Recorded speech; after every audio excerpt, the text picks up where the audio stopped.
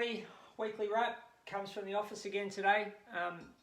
It's been a fairly eventful week in all different types of ways, but it's been a really good week. We had a couple of runners last week, and we've got a few good runners coming up this week. Was going to do the weekly wrap from out at Josh's this morning. Was out there, but just thought might be better off doing it here. Josh's got a fair bit on his plate, and we are thinking of him after what happened on Wednesday. Very well handled by everybody there.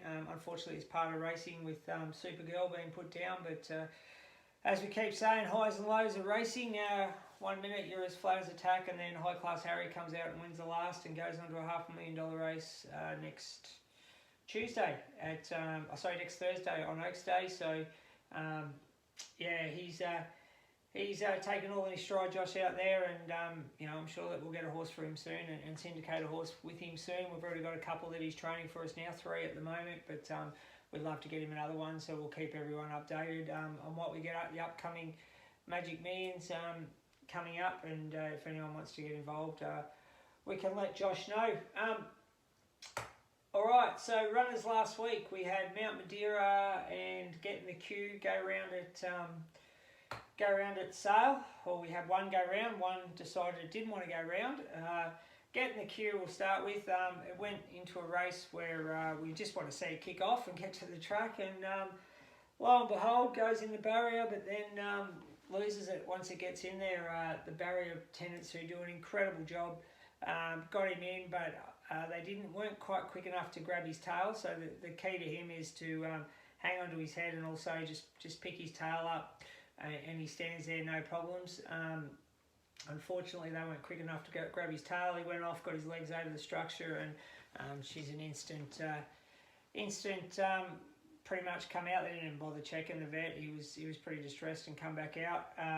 So basically, he trialled on Tuesday, got his barrier certificate back, went in, thanks to Zach Spain, was the radio rider there, and jumped on, and they grabbed his head and grabbed his tail, and he jumped out well, as you can see in the pink colours going around there. Trialled quite nice over 1100, obviously wants further than that, so he's going to head round at Ballarat on Monday. Our other runner, Mount Madeira, little Lockie Nindorf, probably got a little bit.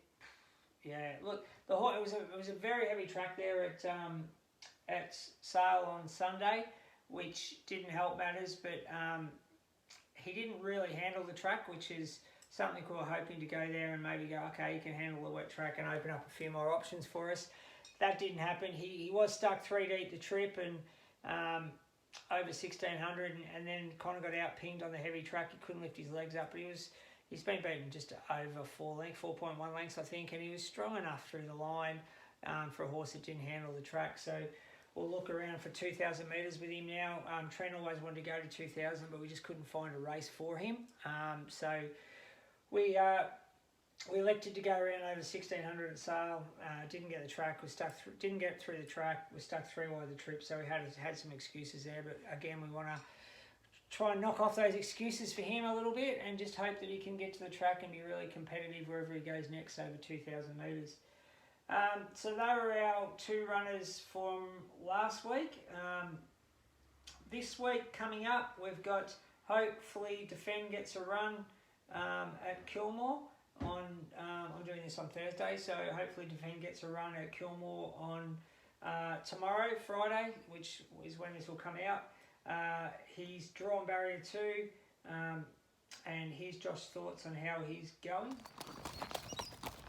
G'day Josh, Defend, we're hoping for a run tomorrow, mate. Yeah, hoping to squeeze in. He's first time I've actually ridden him for a while. He seems to have appreciated his joy's being done. He's feeling pretty good, so hopefully that gives us that little edge that we're sort of looking for to be back on a competitive note. I think away from Hamilton will be a godsend for us. Obviously, we've been looking to get out to the mile for a while, so that'll help.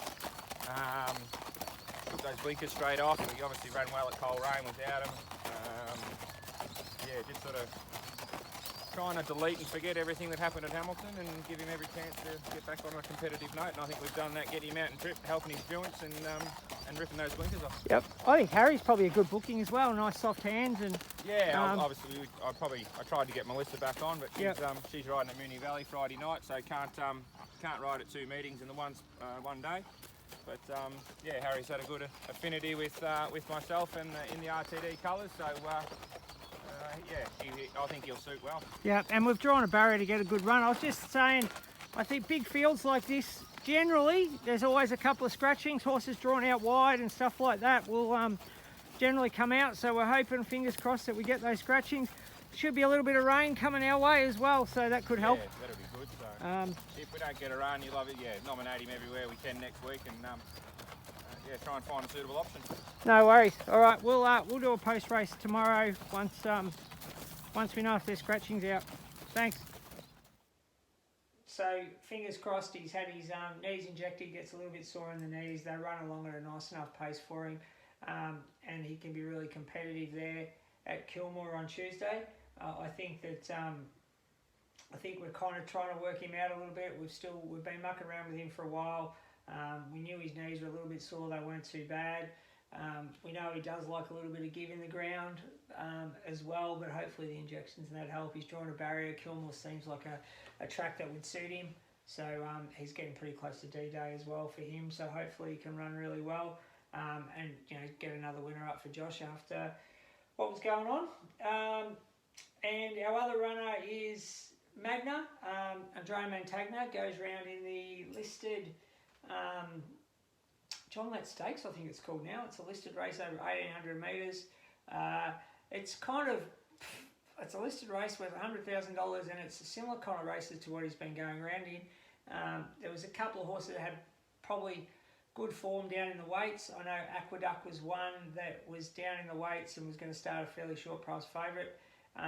By all reports, he's heading to Flemington on Tuesday and will be scratching from Adelaide, so that'll be really good. Two things that does is obviously takes out a horse that's going to be really competitive in the race, but it also takes out a bit of speed in the race and allows us to lead. It's a dead set leader that likes to roll along in front, and we probably would have to sit on the back of it. Now, maybe Sentimentalist might kick up, and Belfish Choice out wide might kick up, but I think we should be able to find the front from there, and hopefully we can be really, really strong late. And it'd be incredible for Magna to win a listed race.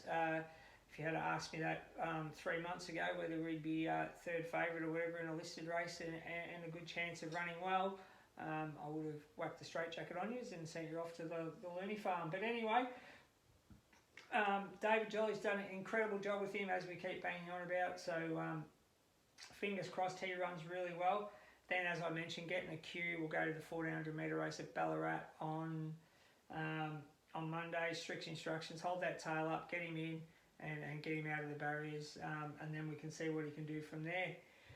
So that was our runners from last week, and also our upcoming runners. With the other upcoming horses, Crone is trialling on Monday. He's Tony Gollan's thoughts on Crone. Hi guys, Tony Gollan. Update on Crone. Very, very happy the way this mare's going. Arguably a fair bit better than what she was this stage last prep. Now we know her a bit better. Worked really good in Tuesday in company at Eagle Farm. She went with Isotope over half a mile. Nice gallop. Come through it really, really well. Still coming through in a coat, but she's not far off. She looks really good. She'll do a bit of work on her own later in the week before she has her second barrier trial on Monday at Eagle Farm. And her first up run at this stage will be the 14th of November in the Keith Nowd handicap. It's a listed race for the Open Sprinters over 1,200. Then a fortnight from that to the first Fillies and Mares race of the season. Cheers, guys. So Tony's really bullish about her, and she'll trial and then go first up into on the 17th of November, I think, 1,200 metre listed race. So that's really exciting. It seems to have rolled around really quick from when she won her last race to where she is now. But can't wait to get her back and can't wait to get her to the Magic Millions. La Flanaise will have a trial next week. Just mucking around with her to see. We were going to go to Ballarat. The trials all got mucked up there. So Henry's probably going to have to take her to... I think they've changed them to Ararat now, the trials. So Henry will take her to Ararat where she'll trial. and then she'll go into the race, maybe at Pakenham first up, a Vogus Gold race, which is really good. We love the Vogus Gold. Other horses to look out for.